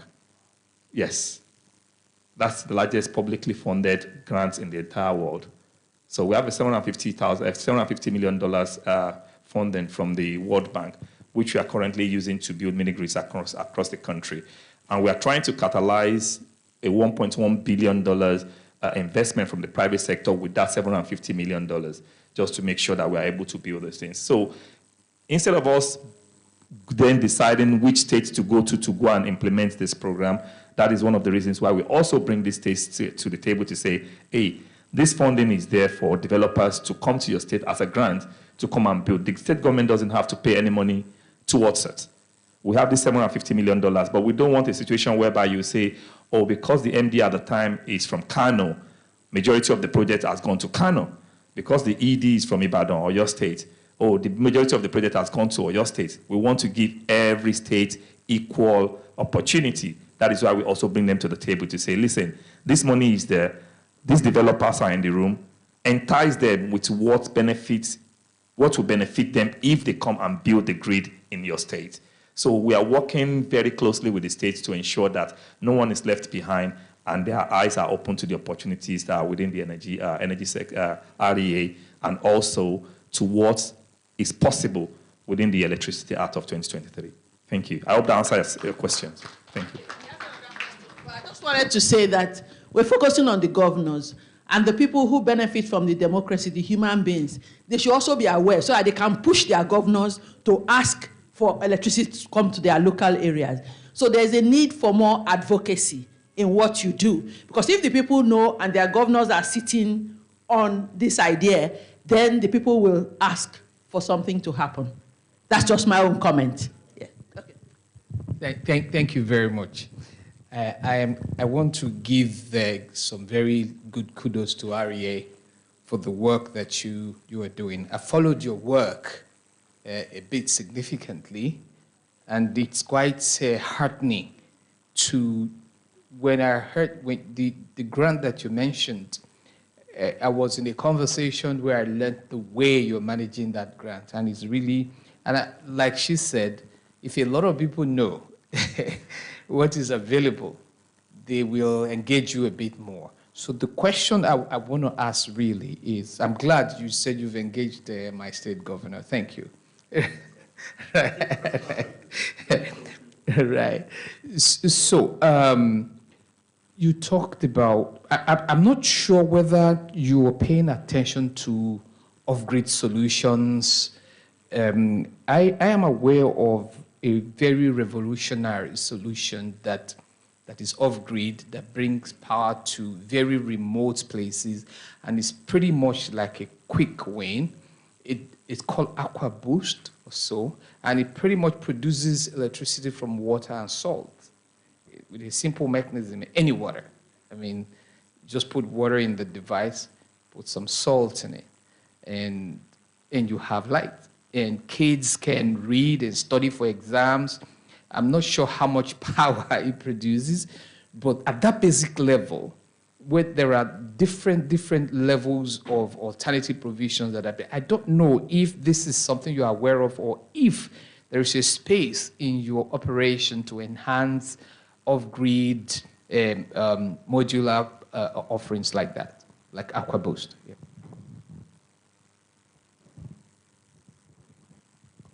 Thank you so much for that question. AquaBoost and a lot of other innovative new ways of generating power are always welcome at the REA. Recently, we had a conference in Abuja where we invited a lot of them to come and display their innovation and all of that in REA so that we can see and we continue to engage them. But I think this brings us to a more very important question. What does access mean to Nigerians? Is it just in the remote areas, once you have a light bulb on, is that electricity access? Because we alone can define our entry point. At what point do we want to say 90% of Nigerians now have power? Does power translate to just being able to have light in your room and being able to charge your phone? Or do you want to baseline access at the point where you say you have light, you are able to charge, and you have enough energy for productive use? So at REA, what we are focusing on is not just access at that minimal level. We're saying, yes, you must have access, but your access must also lead to economic improvement in your situation. So for instance, if you are going to use Aqua Boost kind of a modular system, and we don't know the capacity to which it can generate, what is the difference between that and us providing that community with solar home systems? Because we are distributing a lot of solar home systems. With solar home systems, you are able to power your lights, and then you are able to charge your phone. And in some instances, barbers, people selling ice creams or have refrigerators are also able to power those equipment, which means that they have more economic power. So when we look at system, we don't look at them in just at that level of just providing access, but we're looking at it as providing sustainable access and access that can also galvanize economic opportunities for the users of those modular infrastructures. So, but we are open to engaging all of these innovators whenever they have the opportunities, bring their modular, their innovation to REA. We sit down, we discuss with them, we see how we can help them scale if they need support to scale. We see how we can help them scale and then move that idea forward. I hope that answers your question. Thank you.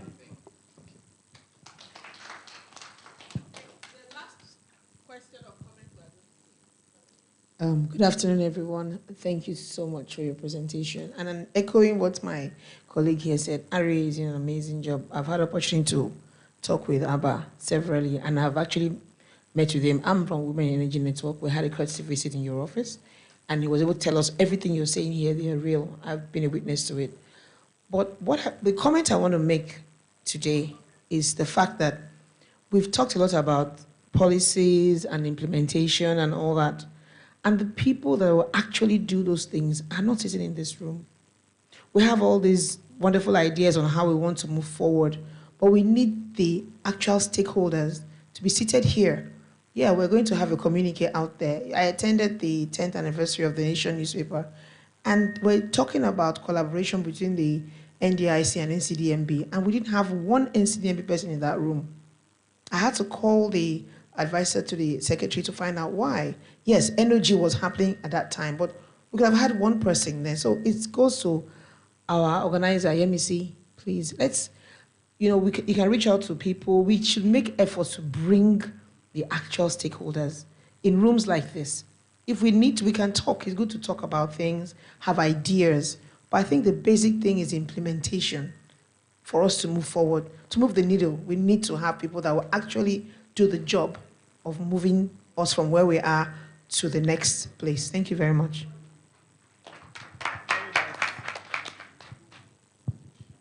And that is a beautiful, wonderful way to cap this discussion, because I often say, I'm not a professor yet, but I facilitate classes, and I tell people, having a strategy and not implementing is like not having a strategy at all, because implementation eats strategy for breakfast.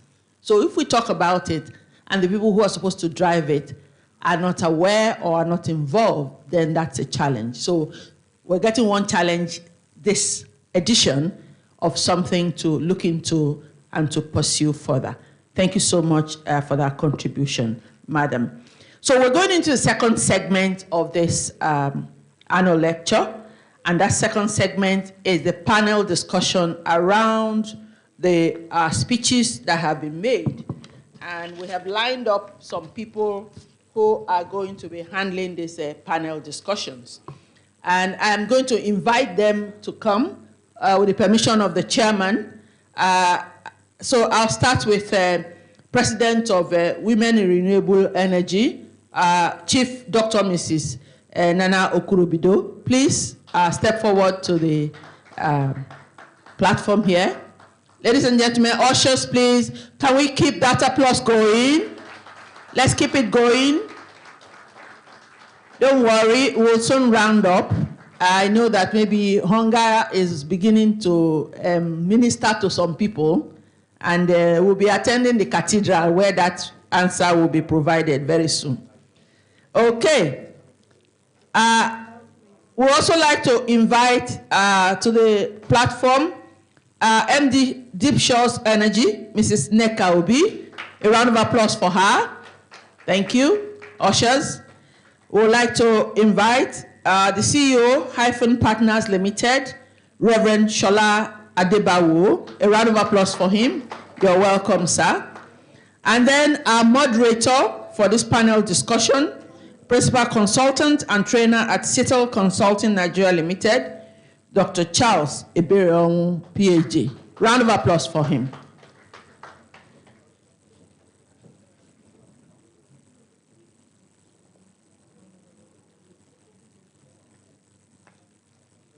We do in Nigeria.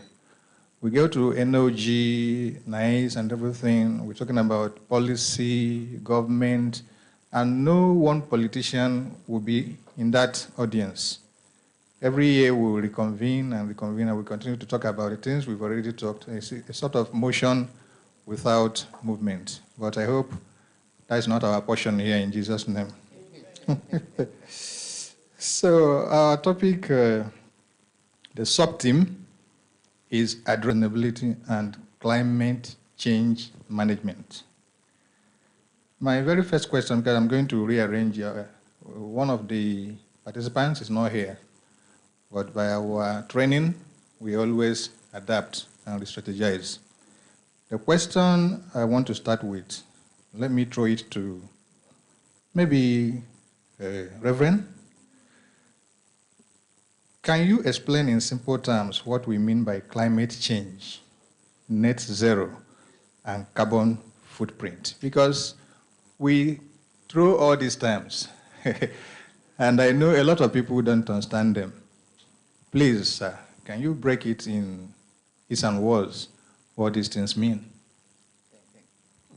Thank you. Thank you very much. Welcome, my co-panelists. There's a lot of knowledge in the room. And for the sake of those who are listening to us, first of all, carbon itself is carbon dioxide, CO2, right? In the various industrial processes, CO2 is produced. And essentially, this contributes significantly to greenhouse emissions. And in manufacturing, in oil and gas, in different industrial processes, carbon is produced. And considering the impact on the environment generally, the drive is to drive down the production of carbon. But the challenge is if you stop producing carbon, it means you have to stop producing things because you need to industrialize, and industry produces carbon. So the emphasis now is on driving it down, gradual reduction of how carbon is produced. In other words, when you start industrializing in a manner that generates less carbon, that helps you reduce carbon until you get to a level where you are not producing any CO2 anymore. Now, there is what we call carbon capture, utilization, and storage itself.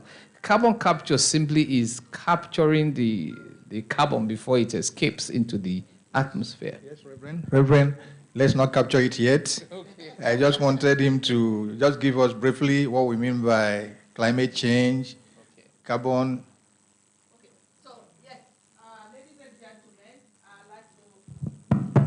I'd like to introduce the fourth panelist in the person of Head Compliance at Data Pro Limited, Dr. Wenceslaus Nwoga. Can we put our hands together for him? Please keep it going, keep it going. Thank you, sir. You're welcome. Okay, it's good now that we're complete. Welcome, sir. Yes. So you came at the right time. Reverend tried to address some question I wanted to take to you. Our topic today is addressing finance challenges, investment strategies, operational sustainability, and climate change management. A lot of papers have been presented before your arrival, so I was just trying to let our audience understand what we mean. We've been throwing a lot of these technical terms because most of us are very comfortable in the oil and gas industry, but not everyone here. So can you please tell us in the commonest language, what do we mean by climate change? What do we mean by net zero? And what do we mean by carbon footprint? Thank you, sir. Thank you so much, and good afternoon, everyone. First and foremost, apologies for coming a bit late. I had another engagement in Victoria Land, but good thing, coming in here, the traffic was friendly.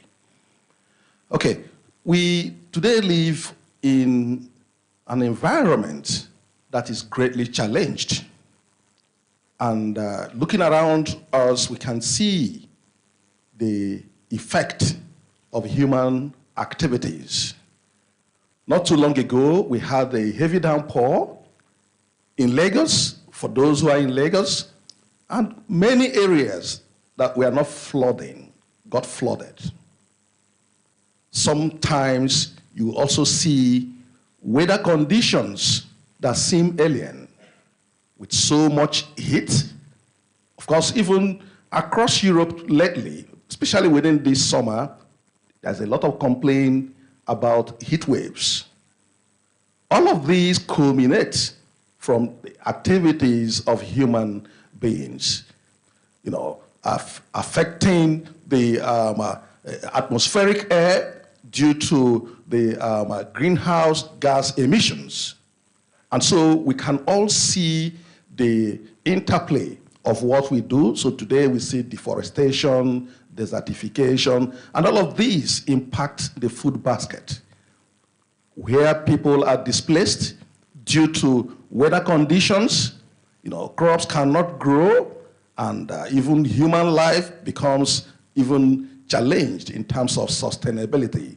And that's why in today's world, increasingly, we are hearing and beginning to see the concept of ESG, environmental, social, and governance risk.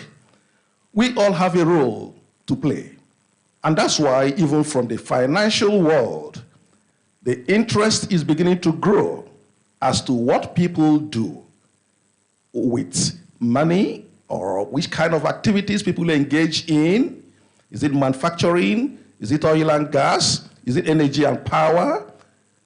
What kind of activities aggravate emissions, carbon emissions?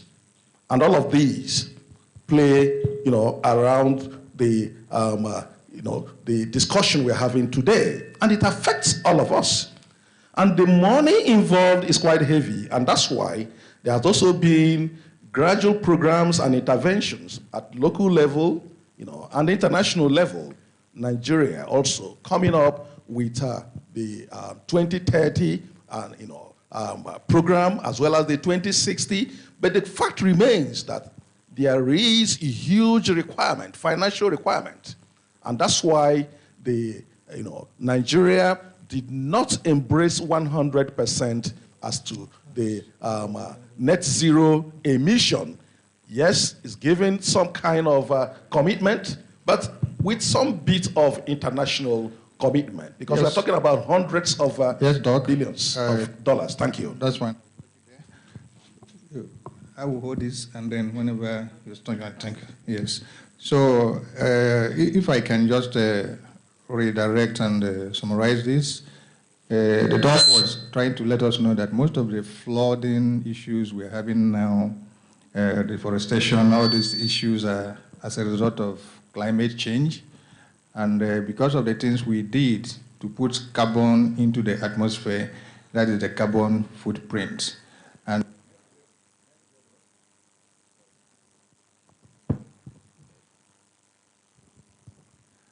And net zero, when we talk about net zero, some people think it's about 100% zeroization, that is zero carbon into the system. That's not what it means. Net zero means what you put and what you take are equal. What economics talk about equilibrium, when demand and supply are equal. So I generate 2 units of carbon dioxide, and I have put in emission reduction activities that take away that same level I put. That is what the world is talking about, net zero. We're not talking about a situation in this world where there will be no carbon at all in the atmosphere. Okay, I want to follow up with your questions. Is carbon emission really a problem in Nigeria? Do you think so? And how much of a problem is it? Yes, certainly it is, because if you look at, just like as I mentioned earlier, human activities. Let's take, for instance, manufacturing, okay? Or even better still, let's look at oil and gas. Many years ago, I happened to work in the NNPC refinery, Port Harcourt, at least element those who know that terrain. And gas flaring was a major issue, and it's still till today. So for those communities, let's say the Ogoni, the Eleme, and even for some people who come from Port Harcourt into those territories, you discover that each time you assess those facilities, the weather condition changes in terms of the hotness of the environment, and you are not very comfortable. So it impacts heavily, but again, there also needs to be a balance, because you need to produce in order to grow and develop the economy. Human beings need goods and services, therefore you have to manufacture, and in order to manufacture, you need some of these programs in terms of energy and power. If you even look at the developed world, talk about fossil fuel and all of the things they try to bring down before. But somehow you need to survive. So that our population needs. And then we are talking about how do we provide this energy. The world needs more energy. But then we are talking about carbon emission reduction of, these are the things we produce, why we produce more energy. So there's a delicate balance. How do you produce more energy and reduce the impact on the environment? This is the overall goal of this panel. And I want to go to our chief, Anita. Before, we thought that climate change, decarbonization shouldn't be a problem for a developing economy like Nigeria. The West operated industrial revolution for more than 200 years using fossil fuel. All of a sudden, they started telling us about carbon reduction, but we noticed that it's no longer as, like a mandate before. My question is, how will you describe the global tempo towards net zero carbon emission as we speak?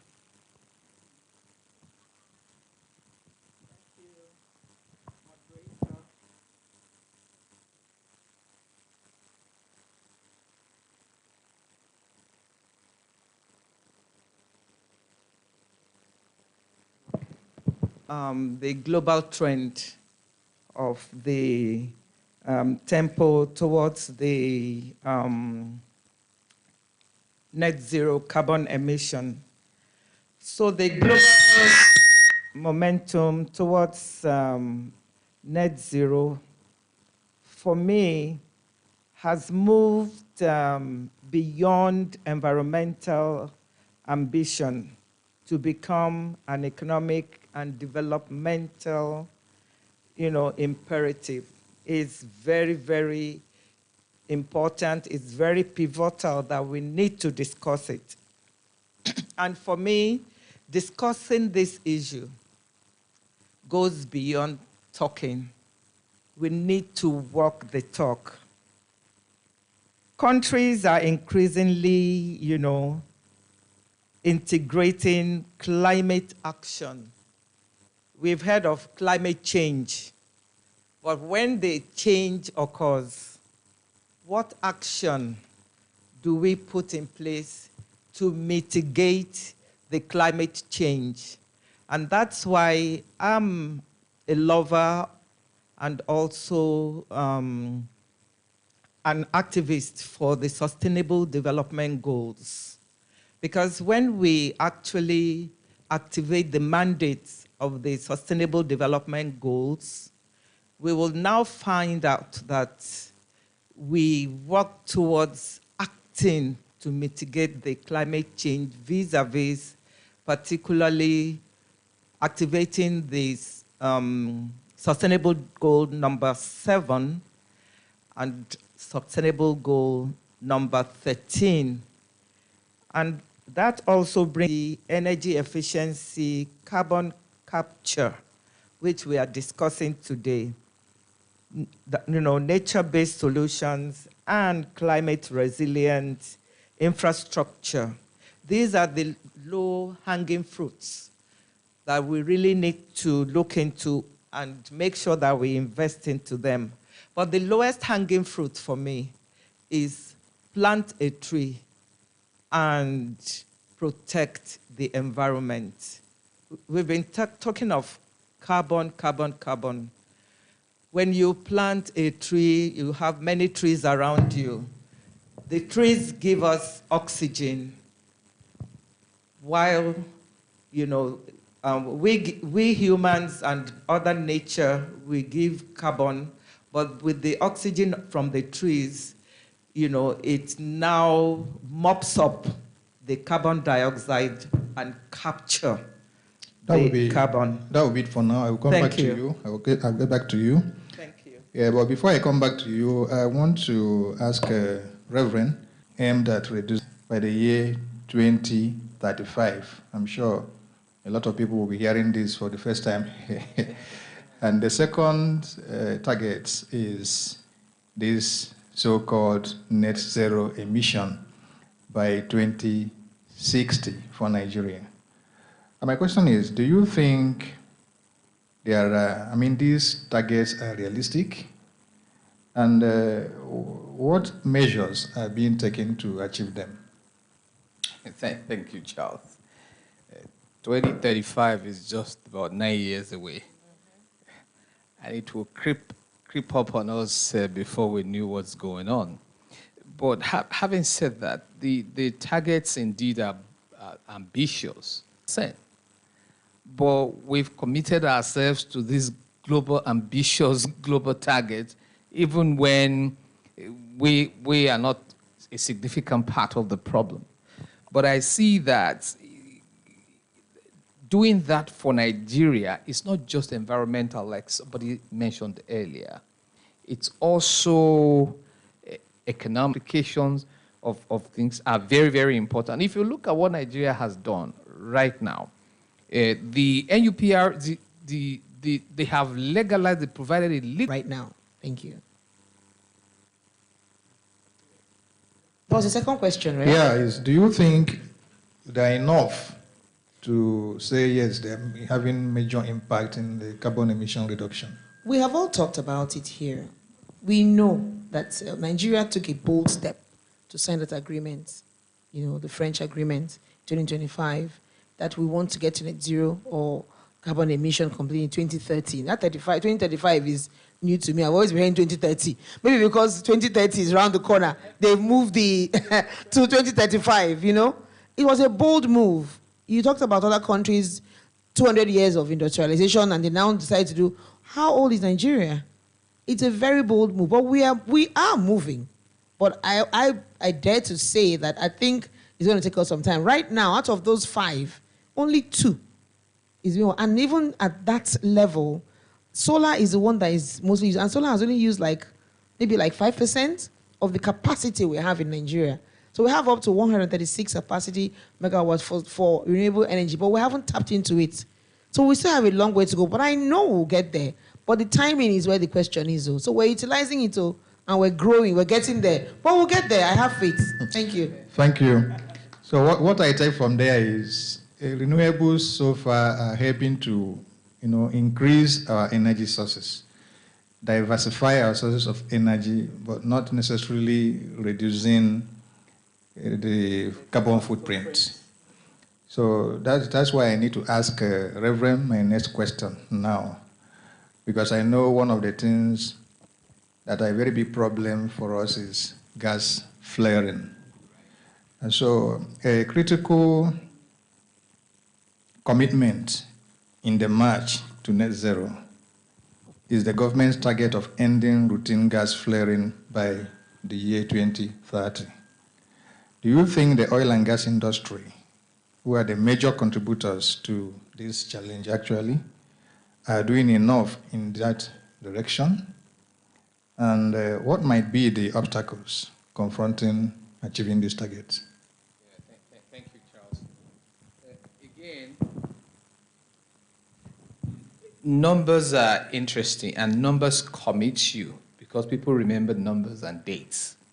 So when you give yourself a date, it's like when you tell your child that on your 10th birthday, I'll take you on a cruise. You better start saving because they're going to remind you. So I believe if we look at where we were 20 years ago compared to where we are today, it would be unfair to say there has been no improvement, because there has been significant investment in gas gathering projects, gas processing projects. There have been additional investment in pipelines. If you look at it, many industries, with the incentive that the PIA gave and the way government is driving the gas flare commercialization program, a lot of incentive is given to modular refining, which is all the effort to convert wasted gas to commercial profit.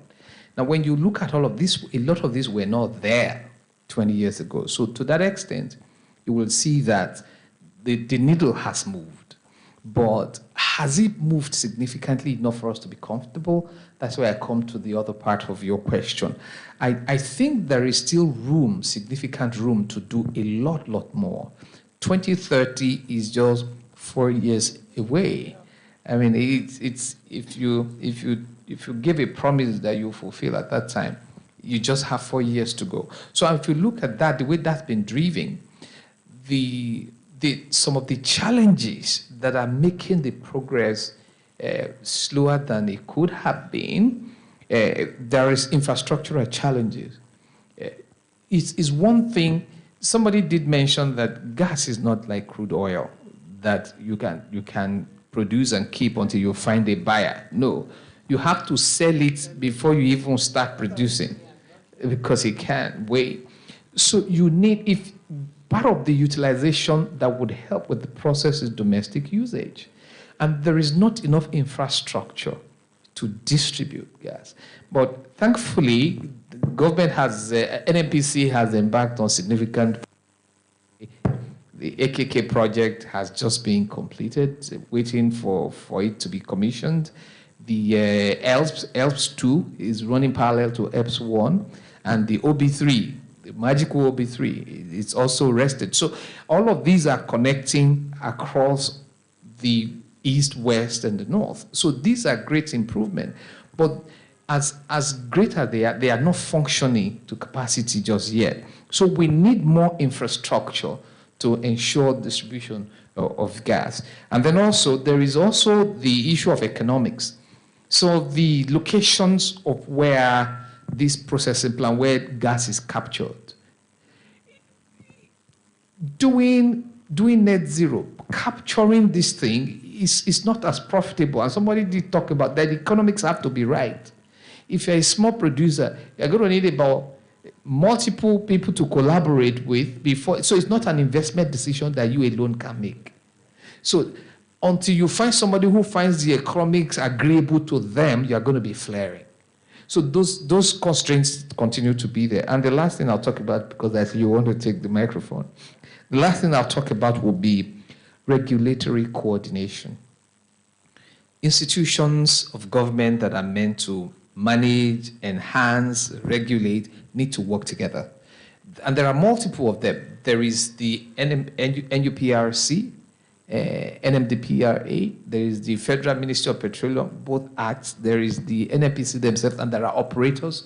Everybody needs to work together. Sometimes when institutions are implementing regulations in silo without consideration to overlapping realities in other institutions, it slows down implementation. So that regulatory institutional coordination is very critical. The oil and gas industry, so you can see it. You know, Nigerians, we're talking about carbon capture, but a lot of us, we are veterans at mosquito capture more than carbon capture. So we capture mosquito, you know, they told me a story one day that in those days, the mosquito went to seek the hand of the ear in marriage. And the ear looked at mosquito and said, look at you, you will soon die. See how skinny you are, you want to marry me, you want me to become a widow very soon. So mosquito vexed and left. But 200 years down the line, mosquito is still alive. So that's why every time mosquito sees the ear, he goes to the ear, I'm still alive, I'm still alive, I've not died.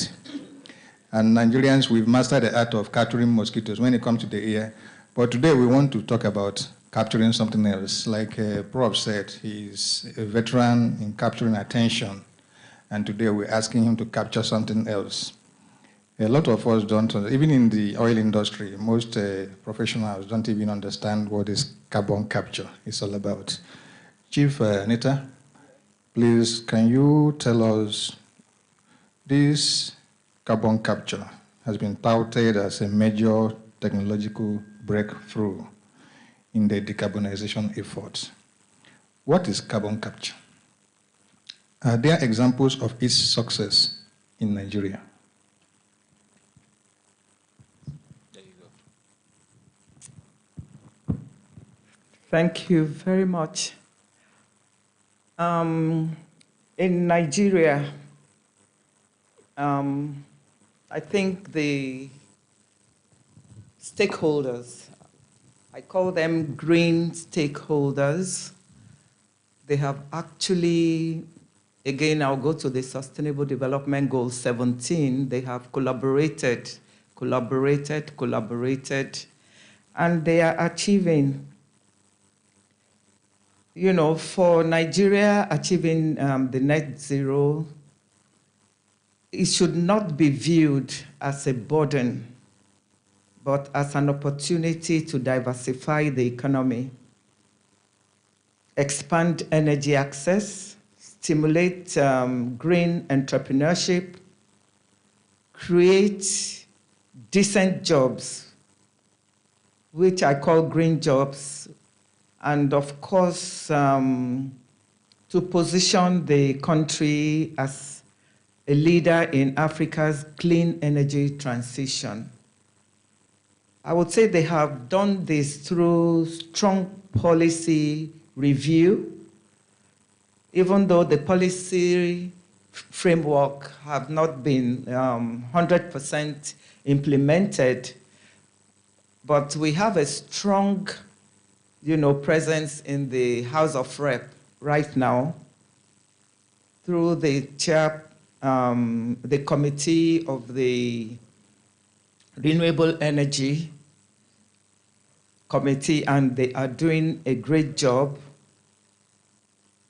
I would also say through some innovative financing, technology transfer has been so easy, and inclusive participation and partnerships. It's what we are actually driving now, because you can see, I thank the organizers putting 2 women in the panel. So you have inclusivity.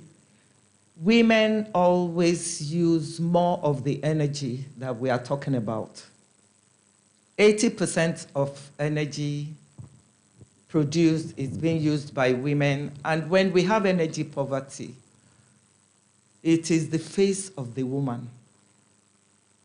Energy poverty has the face of the woman. And since now policymakers are bringing women to the view to discuss, you know, the,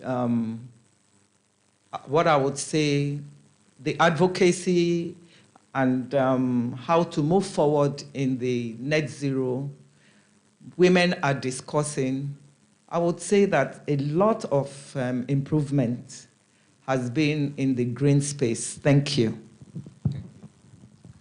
Thank you. You know, she said women need more energy for this. And you know, to talk to requires a lot of energy. So I didn't say anything. Neka, can you add something to this carbon capture discussion? Thank you very much. Dr. Charles, we will not say anything, we'll just leave it like that. You know, women, we don't talk too much. We act. We just act. We talk, but we act. So basically, let's just do a definition of carbon capture. It's just a set of technology that is developed to be able to separate carbon dioxide from the atmosphere. And there are 3 stages. So the first stage is to, first of all, to capture the carbon dioxide, then transport it, then either utilize or you store. Studies have shown that utilization of that carbon dioxide can be used it can be used again. It's not a waste. She talked about trees, natural trees. They use carbon dioxide. They emit oxygen for us to use. Like she said, plant a tree. That's the natural way, but it might not be as fast as the actual bringing out chemicals. Natural things work fast. You can use the example of drugs. If you want natural treatment, it is better, but it won't work as fast as the one that has been chemicalized. So also capturing carbon, so the industrialization and trying to capture carbon in the air and reuse it. So it can be reused in industries, it can be reused in the oil and gas sector to even produce more crude from the ground. So, and then you can store it. So the oil and gas has also given us the opportunity to be able to store that CO2 that you have extracted from the energy, and it can be stored there for thousands of years and can be brought out again after a long while as fossil fuels. So it's a whole circle, so to speak, stage and study stage. We don't have any example. We're still trying to develop technologies on the success, on how to implement it, basically. So we're in the research stage, trying to find out the costs. Feasibility studies are still going on. Lots of industries are being formed to try and